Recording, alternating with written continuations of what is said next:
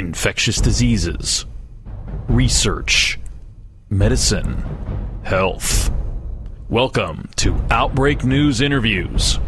And now, broadcasting from the Outbreak News Skylar Studios in beautiful West Central Florida, here is your host, microbiologist and editor of OutbreakNewsToday.com, Robert Harriman. Well, hey everybody, this is Robert, and welcome to the latest episode of Outbreak News Interviews. Now, last week I reported on a Wisconsin man who contracted a very serious infection with the bacterium Capnocytophaga canimorsus, and he quickly went into septic shock. Now, it's suspected that he contracted this from a dog's lick.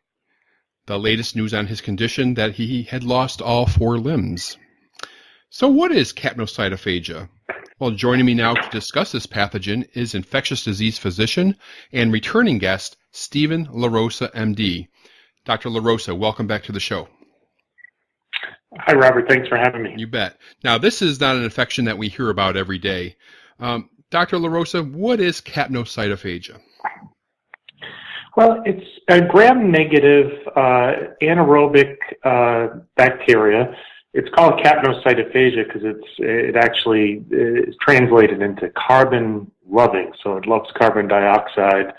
It is a pathogen that's found in the normal flora of approximately 3/4 of dogs and a smaller percentage of cats.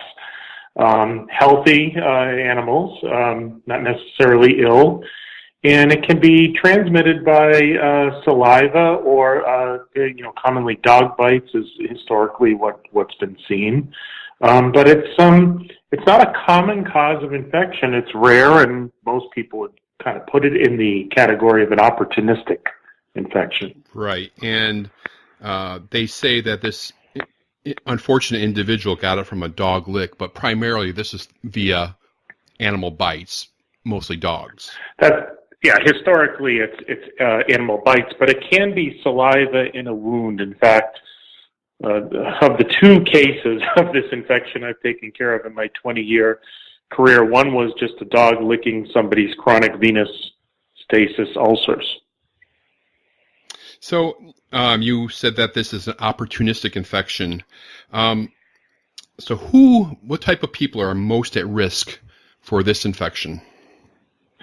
Yeah, it is predominantly the immunocompromised host, and probably the greatest risk factor is people who either have had a splenectomy for cancer or an accident, or are functionally asplenic due to conditions like thalassemia or sickle cell disease. You see that about 33% of cases are associated with the absence of a spleen.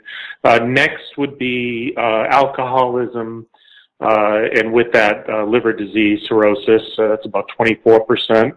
5% would be chemotherapy, corticosteroids, leukemias, lymphomas. But I guess the concerning thing is in the cases reported, about 41%, there's no particular risk factor. Okay, so a normally healthy person, what kind of risks do they have? I think it's probably very small. Mm-hmm. Again, these cases do not come up that often. It's pretty rare. So this case that you talk about, that didn't appear to be any particular risk factor other than potential dog exposure. Maybe there are things, immunodeficiency syndromes where people have functional problems with their neutrophils or macrophages that we don't really test for. So, maybe this particular individual had something that's not normally tested for. Yeah, and infection with this bacterium carries with it a pretty high fatality rate too. That's right. It's serious business. The fatality rate's quoted between 28 and 31%.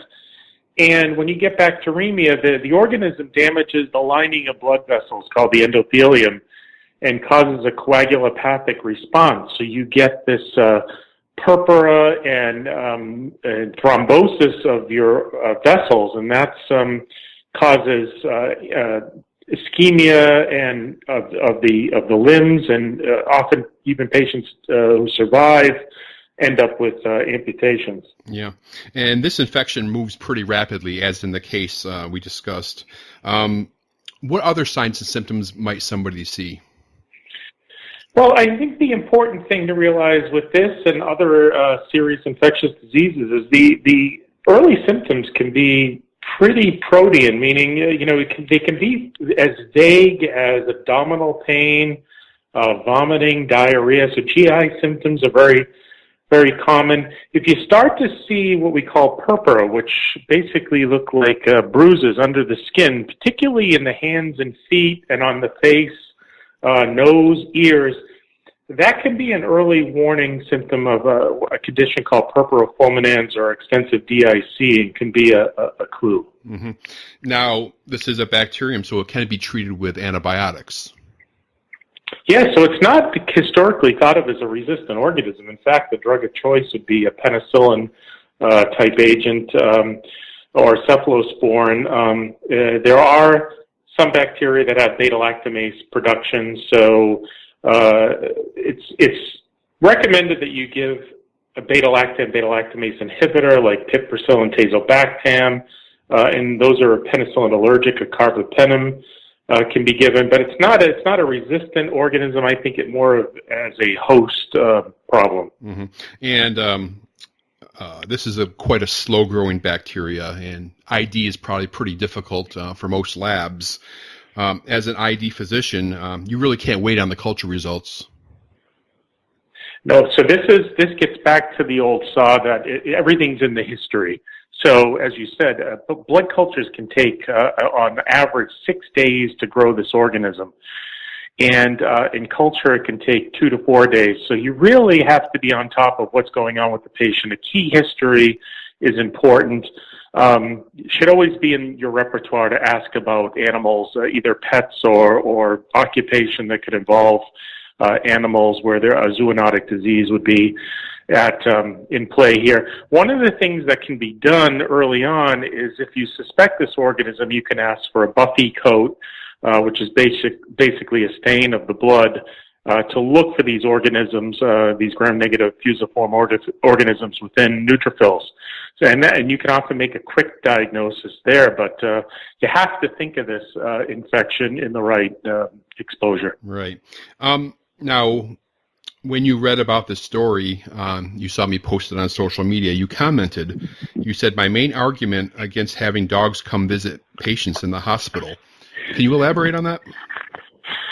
Well, it's a burgeoning field here of therapy dogs, and I have nothing. I like dogs. I think service dogs have done wonders for people, including our wounded warriors.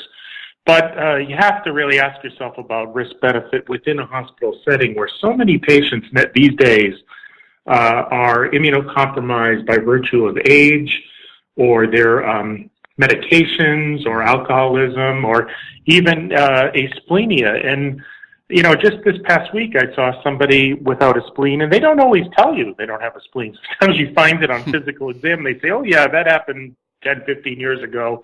And so the patients don't declare themselves as being one of these risk factors, and we're seeing more and more service animals or hospitals have service dogs within roaming the wards, and I just ask myself, is it really worth the risk here? Yeah, that's really interesting. I would think that a surgeon that removed a spleen would mention that to the patient, to tell every physician that you have contact with that you do not have a spleen.